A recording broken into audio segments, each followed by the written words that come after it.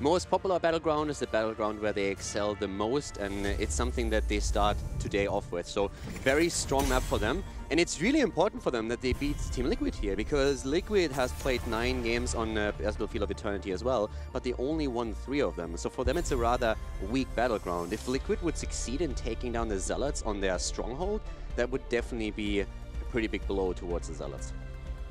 Open up with the Tracer ban, which has been a favorite for both Fnatic and Team Liquid the last couple of weeks. Team Liquid keeping with that trend here. Moves straight into the Tracer ban. Zealots will answer back with their own Garrosh, and you mentioned it. Billy has been an absolute hammer when it comes to playing that main tank and really setting up its team for kills. Team Liquid will take one of the main heroes that you see pretty often in this battleground, Hanzo. Yeah, for racing down the Immortal, of course. And you talked about the ban on Tracer. This is just basically Team Liquid. They right now just ban out Tracer whenever they can in every single game. And it's really interesting that they feel Tracer is such a huge threat. Fan, I'm actually a bit curious what you think about that. If a team really identifies, we had it with Tricked Esports in part 1, where they banned Abathur all the time. They did in the first pick position, in the second pick position, it didn't matter. And we have that with Team Liquid right now with Tracer. Do you feel that's a weakness on a team, or do you think if a team feels that a certain hero is such a threat to them, and they don't feel confident in their own ability to play them, that it's absolutely a legitimate strategy to use it against any team out there? I think it's to be seen, because by banning that Tracer in the first pick slot, you're letting through some of the other power picks like the Maiev, like the Medivh. So we have to see if Team Liquid can actually deal with those when Zealots decides to pick one or both of them up. But on top of that, I think they do have some kind of game plan going in. Tracer is one of the best heroes into the Hanzo, which they ended up first picking.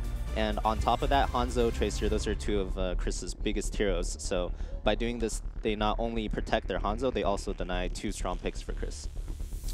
It appears Zealots are back on the Blaze train, picking him up often again. This was something that felt the Western Clash that fell off a little bit, but they are really starting to really favor him. It comes as no surprise. They were successful with Blaze yesterday, and we talked about Zarmani and how much of an impact he had on Blaze. A lot of people that watched the West Island Clash identified him as one of the key points in their strategy. Having Zarmani on Blaze had a huge impact in the success at the West Island Clash. And in League play, we see the same pattern. He played 13 games on Blaze, and they won 9 out of those 13 games. That's nearly a 70% win ratio, and Zealots average 50% wins in the HGC Europe. So that's a 20% spike between the two, and that just showcases how much of an impact Blaze as a hero has. The layered defense on Battlefield of Eternity in particular is just super strong. And it really builds into what Zealots try to do. They try to find those area effect stuns, trying to find a route and have Jet Propulsion follow it up and get 2 to 3 members, and that usually equals a 1 team fight. And speaking of 1 team fights, we were talking about Maiev earlier, and she gets picked up here by Team Liquid and Stukov as well. Yeah, I like the way these teams are drafting. It's a little bit different than over in NA. I believe in NA you would have seen Maiev picked a lot earlier, where you just go for the power pick, first pick, or first chance you get. Right now, though, they're kind of building up their composition. They're kind of like daring one another to pick, you know, the most obvious overpowered pick. They set up their composition really well with the Blaze Malfrey, and that's a really good sustain, plus really tanky, and you have a bunker to save anyone that gets tethered. Yeah. So for Zealots are kind of daring them to pick it, and Team Liquid has, so we'll see how Zealots can deal with that. And I mean, at this point, you also, of course, have what you talked about earlier, the tether combo into a silence. At that point, if you make that happen, and then maybe you can even follow up with an arrow, you just have so much kill potential on anything that you can drop here. But from the perspective of Zealots, I feel that they, at this point, they don't show too much. They have a very flexible opening at this point, very safe with Blaze for Zarmani, Malfurion, of course, here now too, and you always have to consider the ADR defector. Yeah. We haven't seen it too much, but it's always a threat that is in the back of your head. Tassadars, the Abathur effect may be possible here on BOE. One thing that I'm also worrying about too is maybe that Tyrael. We've been seeing a little bit more from Zealots as of late, and they also pair it with the Blaze to allow for them to go for an aggressive dive. Team Liquid, on the other hand, are thinking about DPS as they hover Phoenix as their possible ban, and it looks like they're going to lock it in. Yeah, I think that's a good place to start choking. I mean, they've already taken out 2 DPS heroes and now a third, so really limiting what Chris can play here.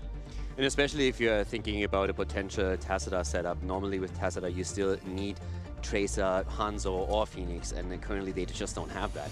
So it's going to be pretty interesting to see what the Zealots are going to do in terms of damage. What are they going to do? I mean, there's Greymane still available. Yeah, the Greymane is what Team Liquid wants them to pick right now. It's like the most obvious pick. Yeah. But Greymane does not have a good matchup into Hanzo or Maiev. It gets outranged by Hanzo, and Maiev gets really free tethers on it. So they're probably thinking real hard if they really want to pick the Greymane or not. I mean, we still have mages around that Chris can also True. always go into, so that's always an option for them. Li Ming's an oldie that he plays in this Yeah. battleground. Cassia is also floating around, and when you speak mages, but the Q build is Yeah. obviously one that we've seen a lot here in Europe, and they can rotate into that. I'm actually very curious here. 5 seconds of counting, and we'll figure out what exactly the DPS will be for Zealots, or if they even try to just leave it for the 5th pick. It's going to be Medivh and a Nubrak coming out. Yeah, and Zealots are kind of doing the same thing, but to the tank pick on the other side. I haven't really mentioned it, but we see Garrosh and ETC banned out, and now they pick a Nubrak. That's 3 premier stun tanks gone. Blaze and off stun tank as well. They're really trying to take all of the kill pressure away from Team Liquid's main tank. And right now we also have them with you talk about CC, and we have a lot of that available for them now, with also Medivh and Malfurion, so they can go into any kind of damage dealer and make sure it's gonna stay safe. And depending on the pick that we're seeing from Liquid's side, we could also see a Tychus here. It just all depends on what Liquid chose on the front line now. Is Diablo a worthy pick here, or do we go into Johanna and play a little bit safe for Team Liquid? Neither of them sound too tempting to me, and they're going to go with Meriden instead. It's still a stun tank. It's probably the weakest stun tank out of the 3 that I mentioned previously. Only 1 stun. Meriden's really good at surviving, but in terms of lockdown, he kind of pales in comparison to the other 3. Now, I'm also wondering, would for us have been Diablo a good option on the side of Zealots, though? They went into a Nubarak instead, but they had Medivh already, so they could have gone into a combo setup here. I think it would have been good. It's always a good pairing with Medivh in particular. I mean, right now they have heavy dive, especially with the last pick on Genji, as we see that coming in. Yeah. So they can dive in with the Nubarak, have the Cocoon ready, Blaze moves into.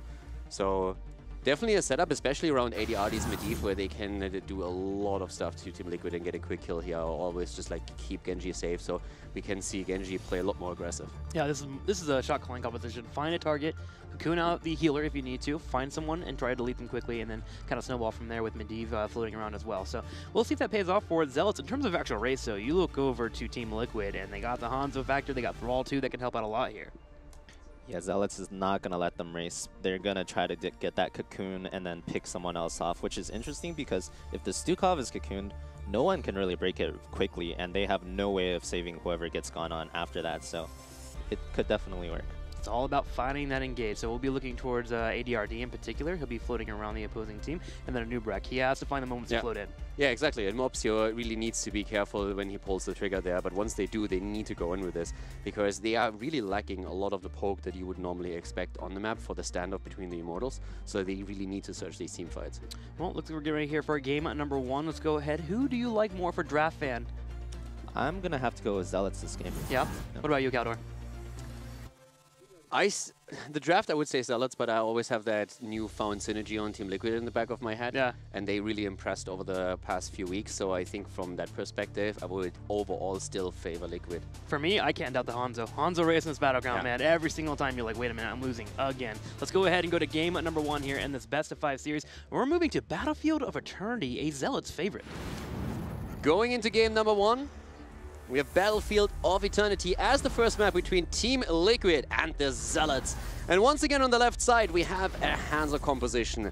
The strongest Hanzo team in Europe at this point. Hazo Ops on the hero, Eternal on Thrall for the offlane, Sportbilly on the main tank, Murden, Stukov played by Splendor, and Nurok on my F. On the right side of the red, Zealots. Chris playing Genji, Zarmany on Blaze, Mopsio playing a Nubrak, Shadow Malfurion, and ADRD playing Medivh. And also with Hanzo again being played, actually I have to correct myself for a second. With the recent losses that Team Liquid suffered at the hands of Fnatic, now they are still extremely high up when it comes to their success with Hanzo, but Dignitas now outperforms them slightly. Dignitas themselves have 12 wins and 3 losses with Hanzo, and Team Liquid is looking at 14 wins and 4 losses. But still one of the most impressive teams when it comes to success with the Overwatch heroes. So we're going to find out if once again they can race down the Immortal here. As we said before, Zealots is the team that have the big success story here on Battlefield of Eternity. It's their map pick. They like the map. They are extremely successful here. And Team Liquid traditionally is rather struggling on Battlefield. So we're going to find out if Team Liquid can take Zealots down in that first game. And that would be an important first step for them in this best of 5. It would definitely be a boost of confidence, that's for sure, Yeah. knowing that Zealots are so good on this battleground.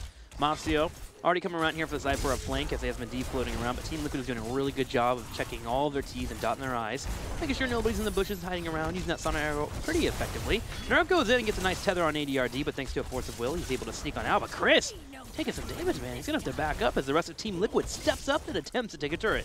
And you know, the map preferences that we've been talking about is actually really important, because with how many games Zealots played here and how successful they are, the rest of their map pool is very mediocre. They're like always hovering there between 40 and 60%, whereas Liquid still has a couple of extremely strong maps for themselves that are available that they could choose later on. Tomb of the Spider Queen is a good example. 6 wins and 0 losses there. So Liquid has a few strongholds that they can take themselves later on in the match. So if they take a win here, Zealots would be in a very, very awkward position from the map perspective alone already. No one Team Liquid, though, they'll pick Towers of Doom again if they ever start losing and then be in a spot where they actually have a losing record so far.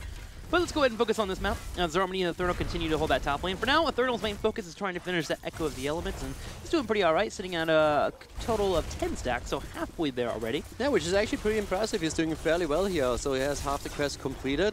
And at that point, of course, it's really nice for your mana pool as well, since the mana cost reduction starts to kick in. And he should be able to complete that at this pace before the Immortal actually comes in. And then, of course, it's all the poke battles that we're going to see here.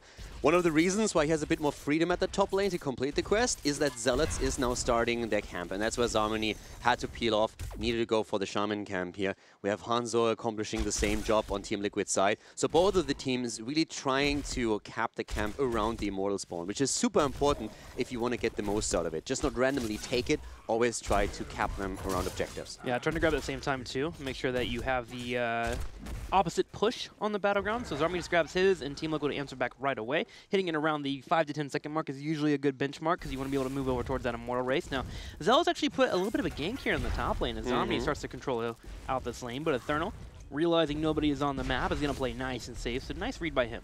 Yeah, Eternal only needs one more stack as well, so he's just going to Chain Lightning one of the minions whenever it's like low, and then he's going to complete the quest just in time for the fight here. And the fight is already starting up a bit. Sport Billy gets rooted into the ground as we are seeing the Zealots move in. The aggressive composition as we said before. And they are trying to put the pressure onto Hanzo. Hazops is immediately being attacked and he goes down. Genji takes him apart here. Zealots find the kill and may find another here as Neurot's getting pretty low too. Chris jumps over the wall, goes straight for him. He continues to get lower and lower. He wants to jump over to the wall, but Chris finds him with a swift strike and he jumps over to Splinter too. Zealots finding 3 kills in the early game. Chris using the resets here and just gets kill after kill, going up against his old teammate, of course, going up against Norok here. The two of them, especially in alpha and beta times, were absolutely inseparable. And at some point, we just saw the two of them split up and go down different paths. But right now, very impressive here. Zealots with a triple kill starting the game off.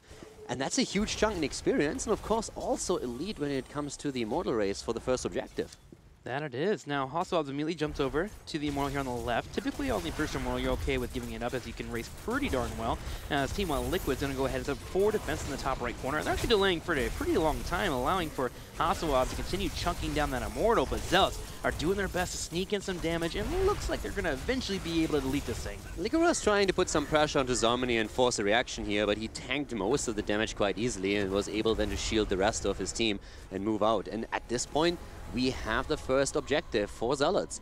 Now, they are already in the lead in experience by roughly half a level, and they have their level 7 talent. But this Immortal should tip the scales a little bit more heavily in Zealots' favor, and that's a bit of an awkward spot here. Because now Liquid has to be very careful that they're not getting snowballed. If too much infrastructure goes down here and the Zealots get a bigger experience lead, they might hit the early level 10 on the second Immortal. Yeah, Team Liquid's really want to get their own level 7 here to make sure they can clear this thing a little bit easier. Zealots taking this small window that you mentioned, and they break down this turret. They go for the second one as well, and might even get a little damage on the Immortal. Actually, Masio's coming in for a big play. He dives on Hasselhoff, and Hasselhoff has nowhere to go. Hanzo is down once again, and that's of course the pressure plays that we've been talking about during the draft. Zealots are executing this very nicely. They've broken through the wall, and they put so much damage onto that fort that there's a very good chance that they're going to take it down. Yeah. And that is that experience lead that we've been talking about. Look at Norok. He's already in trouble trying to get out of here, and he might just be the next target. Zealots are just straight diving Team Liquid, and that's really working for them here. About to hit level 9 on the way towards level 10, whereas Team Liquid is trying to just get level 8. There's a good chance that Zealots will have 10 and win the halftime show easily. There was also a lot of pressure at the top lane, and that is also because we have the Incinerary Gauntlets taken as the level 7 talents for Zarmany, so that's a huge amount of wave clear that he all of a sudden has, where he can start to pressure Thrall back. Now, Thrall's wave clear is nothing to frown upon, especially after a completed Echo of Elements. You can simply just drop the Frostwolf here, hit the 2 Chain Lightnings, and obliterate a wave quite easily, but still, Blaze is way superior in that setup. Big aggression now by Liquid as they want to get something done before level 10 is ready for their opponent's team. Zealots are prepared though. They kept Medivh up there and made sure they don't get picked off. The other 3 members stayed together. As soon as they had eyes on Team Liquid, they rotated over the top lane, so Chris and Shadow are here to help out in a fight. Chris immediately goes in for a little bit of harassment, knowing that 10's right around the corner. There's no major fear of him losing a team fight. Zealots right now are playing very well. Exactly. Zealots are playing this absolutely perfectly, and they're now reaping the rewards of their earlier plays. The Immortal spawns in another 30 seconds, and at that point, of course, Zealots have level 10 already. Liquid's decision-making earlier with the aggression at the top lane was simply trying to get something done before the Zealots hit 10. And that didn't quite work out. They didn't get the kill, they couldn't go through any of the turrets, which they would have loved to take down, and now they have to face the music. And unfortunately for them, there's another heavy dive. Hazorbs is just getting obliterated. He's the main target the entire time. The Zealots are just homing in on him, and Hanzo has a very rough time with only the Stukov support, who has just no adequate burst heal to stay alive in these situations. What I like about the aggression from Zealots too is the portal usage. They're making sure that when they do dive Hanzo, they are in a spot where if he jumps away, someone can follow him and find that kill. Chris, with that unfront damage coming in with a Swift Strike into a couple Shurikens, has done just enough damage to make sure that anyone can finish him off. The Zealots continue to clean up Hanzo, and this will give them a halftime show easily. Now, good news for Team Liquid is they're about to hit level 10, but it's getting to a point where they got to make a fight and win it handedly. Yeah, absolutely true. And one of the big problems is just simply that they are farming Hanzo. And it's actually starting to get a little bit crazy here. So the Zealots are going to walk away, or they should walk away with another big Immortal. 10 isn't there quite yet, but it will be soon. Maybe then Liquid has a chance to use their own setup. But so far, it's the Zealots just running the show. 5 kills against 0, 3 against Hanzo alone. Finally, Team Liquid is on 10. And we see Sundering being used. They're really trying to go in on these kills. And Sundering alone could also be used against Chris on Genji when he starts to make the big dive on Hanzo. Yeah, it's a type of peel. Also, really good for when a portal duration is about to expire. You can drop a portal and lock somebody down. Sundering, a great choice against Medivh. We'll see if Team Liquid is able to pull that off, though. It's all about the timing. Now, with 10 here, Hostile Wilds continues to poke as the rest of Zealots try to set up for defense. Team Liquid trying to find their moment to go in for an engage. They'll have to do it after an Immortal stun.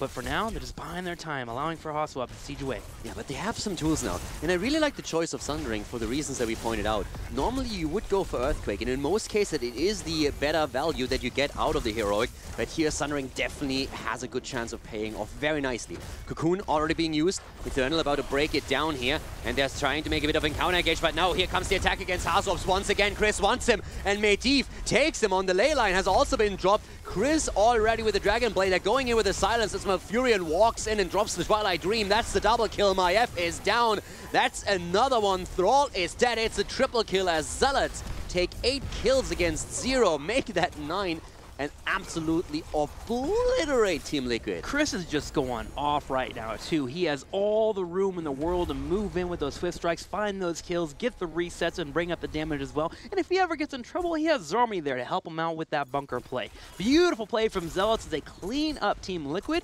And now they're going to play for a keep here, as they're going to have the Immortal pushing in the top lane, and they are about to hit level 13. I mean, once again, we're just seeing why the Zealots are so successful on Battlefield of Eternity, why they chose this map in the first place. They are sitting at roughly 70% win ratio here, which is really impressive since in general they only have 50% win ratio in HGC Europe. So a fantastic map for them, a strong setup. Zarmany also once again performing on Blaze here. We've been talking about how impactful he is on the hero, and it showcases here once again. The aggressive composition is working out for them. And Zealots with a level 13 talent, a 2-level lead, and the Immortal walking towards the keep. They are trying soon to put the final nail into the coffin of Team Liquid. Team Liquid gets bunker out. This will allow for them to get aggressive when they would like to, but Sportbilly is low on health. He has to drop down the Thunderborn here on the right side. Actually, he doesn't even have the healing static yet, so it's still a little bit hard for him. Sportbilly continuing to control the front line with the Avatar coming out. Drops in the Stormbolt. They find a big Sundering. They get Mopsio low. Mopsio's out, but ADRD gets picked. Medivh is down. Mopsio was able to escape here. Chris still needs to be cautious. Goes for the reflect. Doesn't get the portal. The portal is gone, and he's still trying to escape here. Norok also needs to be a bit careful as he's trying to dive deep, but they're going now 4 plays, and this time there's no escape for Zarmani. The double kill as Team Liquid is able to at least get a few counter kills in. Still 2 levels behind though, and they lost the top keep as well. That's the issue, losing the keep here. Now they have catapult pressure to deal with during the entire engage. It's going to be happening later on. The good news is for them is they have Thrall that can clear up catapults on the sideline, and they have heroes that can be safe enough during the Immortal phase. But so far, with Zealot's coordination and dive abilities, I'm still a little worried for Team Liquid as the next Immortal phase is still going to be a difficult phase for them. Liquid has a chance to come back into this since, as you said, with the 13 that they're about to get, they are now in the spot where they can at least fight on even talents again. So if they are able to, you know, get a couple of wins in these fights and get their kills finally, then there's a chance that they can at least bring the game back slowly. But the pressure at the top lane that you pointed out, with the keep now lost and catapults pushing through, that's a constant thorn in their side. And I'm really worried for Hazorps more so than anything else, just simply because Hanzo had such a tough time surviving throughout the entire game that I don't really think this is going to change anytime soon. Yeah, it looks like Stukov is going to start hugging him as much as they can, try to have that massive shove when Genji comes in, but it's going to be a hard moment to hit. Dragon Zero comes out, lockdown from Eternal. They're trying to get ADRD. He's pretty low on health. Twilight Dream connects. They're also going to kite backwards to get on top of Stukov. Shad moving forward with the bunker as well. Leyline Seal hitting up, and Mob Seal's going to have to burrow charge away as both teams trade out cooldowns. Yeah, he's trying to go through the portal, and he's able to move through. So this is one of the things that Liquid can do, and they actually do it really well. At this point, they are basically trying to make sure that they are the ones initiating the fights. Yeah. They're not waiting for Genji to see that moment and find it and just go in. So they are trying to just reverse the situation and be the aggressors in the game. And I like that a lot. If they are the initiators of these fights, then they have a chance to turn the gameplay around against the Zealots. And you can already see how that pressure works out for them. Narok has a tether up pretty soon and was looking at ADRD, but Chris comes in, buys him just enough time to stay alive. Zealots now in a position where they could chase if they would like. And with Cocoon coming up pretty darn soon, Zealots can force a fight at any point. Hasselhoff jump over the wall, low on health. Burrowjar comes out with a massive jump, will keep him alive. Hasselhoff gets healed up by Splinter. Nice job by him. Zarmi continues to chase. He'll have a jet propulsion pretty soon. Chris with a Dragon Blade, and Chris is just smurfing right now. Goes in and gets the kill together with Malfurion. Eternal is down. Billy has to pop the Avatar, but even that doesn't do anything here since the jet propulsion locks him into place, and then he's dead again. The 13 talent fight that Liquid was looking for looked good for quite some time, but the Zealots again, with the resilience that they have, turning it around, getting the double kill, and now having a free shot at another Immortal, and closing in on level 16 talents too. I feel like Team Liquid has one more team fight on this game, or they're going to be losing. This Immortal goes down to halftime show. In about 5 seconds, we're going to have Murden back, able to move in for an engage. The main issue is Zelta are about to hit level 16, which makes it even more hard for Team Liquid to go for the fight. But it feels like they might just have to go for it. Now, look at what Zealots do. They immediately move down and take the wave. They're saying, like, guys, don't even stand here. Let's just take the wave right away, get the 16, and then through that, we're going to engage into the battle. And it's, of course, once again, a super impactful talent for them here, too. So it's going to be extremely difficult for Liquids to make any moves here. They really need that setup through Hanzo's arrow to get a kill. If they can make that happen, then maybe. But Zarmani here has no problems whatsoever to stay alive. Mobsio goes in again, and we're just waiting for Chris to try and pop off into the backline. The Warden's Cage comes out, but the bunker popped in to make sure everyone's nice and safe. Narok's low on health, and he uses the Volt to escape. Heals coming out from Slender will keep him alive for now, but the rest of the Zealots step up, jump on top of the Immortal, and start to shred it. Sportbilly has to make a play. He comes in, he drops the sword ball, and stuns Mobsio. Cam at the top lane is doing so much pressure already, and we're seeing the Zealots grabbing another Immortal as we have Team Liquid desperately trying to defend here, but it's just not enough, and that's nearly 100% shield. Team Liquid needs to kill, and they need it now. They cannot defend against this, not against a 100 shield Immortal with level 16 talents on the opponent's side. They need to make a move now, but it's Zealots. They're starting to engage again. The shove comes out. Genji still surviving here, tries to go. He gets the kill against Stukov. Hanzo goes down, and that is Team Liquid just falling apart in game number 1. And it's a Chris show right now with the Dragon Blade. He goes in, finds a couple of kills, looking for a third. There's a Swift Strike flowing like water here on top of Team Liquid. Chris continues the chase as they turn their attention towards the core, and with 3 catapults to help out, this is looking like it's going to be game. Zealots in game number 1 on one of their favorite battlegrounds, absolutely shutting down Team Liquid. That is destroying them here. That is absolutely not what I expected coming in. It is the best battleground of Zealots by far, and they claim victory again. Great play by the Zealots. And, I mean, they toyed with Team Liquid. Yeah, it really came down to them really boiling the pressure on top of Hanzo and making it very difficult for him to escape. I mean, Fan, you saw that matchup there too. Hanzo felt like he had nothing to do against that Genji aggression. Yeah, and, you know, big part of why that is not just because of the Hanzo, but because of the Stukov. And, you know, I keep stressing this even yesterday. Stukov cannot save you when it's a single target CC chain burst. You need something else. You know, when Zealots drafted it at Western Clash, they always paired Stukov with a Blaze, with a Medivh, a second form of protection. And you saw it very well in that game. Like, the Stukov could not save anyone that was win on. Just death after death after death. Stukov could not save them, and it snowballed the game. I mean, again, I liked how Liquid was trying to turn it around by simply saying, we can't let them engage into us. We need to make sure that we are the ones bringing the fight to them. And in that last fight at the bot lane, it nearly worked out for them. But they couldn't confirm a kill. And if you can't make that happen, and you're already so far behind, then at some point it's just getting snowballed out of your hand by your opponent always running a talent advantage over you. The insane thing to me was just, again, we know it's a great map for the Zealots. We know Liquid struggles here. But at the same time, that was way more one-sided than what I expected heading into this series. Definitely a beatdown. Especially if you think about the performance of the two teams over the last, let's say, 2 or 3 weeks. Because it was the exact opposite. Liquid was the one who got better, better, better, and just like ramped it up. And the Zealots, they were struggling in a slump. So now we're seeing a complete reverse of that in Game 1. I mean, you guys were mentioning the dive from Zealots and how strong it was, but what I also like is their anti-dive. The ability to stop Team Liquid from coming in. The Cocoon was great for stopping momentum. Also, the Bunker as well. 2 amazing tools just to make sure they couldn't fall victim to him. Yeah, I think the Zealots had a much more well-balanced draft. They had the Medivh, they had the Bunker. So even though Team Liquid drafted all-out aggression, it was met by, you know, these amazing save tools. So the reverse, however, was not true. You know, Team Liquid, they had absolutely nothing. They drafted all aggression, 0 defense. And I actually have a replay of the first fight, level 10 versus 10 or 11 versus 10 here. You can jump into it. So if we could just pause the fight real quick here, we can see. So before this fight even happened, Zealots were just casually chunking out Sports Billy, who is now at 20% HP. He wasn't really getting gone on. It was literally just a noob and Genji just hitting him constantly while he was posturing in the front line. He had to run all the way to the left side of the battlefield. He's at 20% HP. At the same time, there's a casual Cocoon on Hanzo here. You can see Zealots, it's not like they're all on top of him. They're completely spread out across the battlefield. But the Cocoon casually goes down. It gets broken by Thrall almost immediately, but even then, we can roll the clip on. Even then, it just doesn't matter because the Stukov solo support, we can see Team Liquid all gets into position around the Hanzo. They're in a defensive line around the Hanzo. Like, they're completely surrounding him, but it just doesn't matter. Just with the Anubarak and the Genji dive, there's absolutely no save, no defensive tools. Hanzo just falls, even though technically his team is in position. And after that, we see a really great ley line followed by a Twilight Dream, and Chris just cleans up with the Dragon Blade. So good play there from Zealots. It's impressive how quick this composition can jump onto a target. I think that's what's really being highlighted there. The new Barak dropping on the Cocoon, and Chris just being able to jump from the middle of the map there and jump in at any point. And then, of course, you have the rest of the team trying to converge on the left side, just making it impossible for anyone to retreat. Yeah, and for me, it's again a question, how much does it also come down to the map? So we said that it would have been a big blow for the Zealots if they actually lose on Battlefield, since it's such a great map for them, and how many good maps still remain for Team Liquid in the pool where they have at times not even suffered a single loss yet in Europe.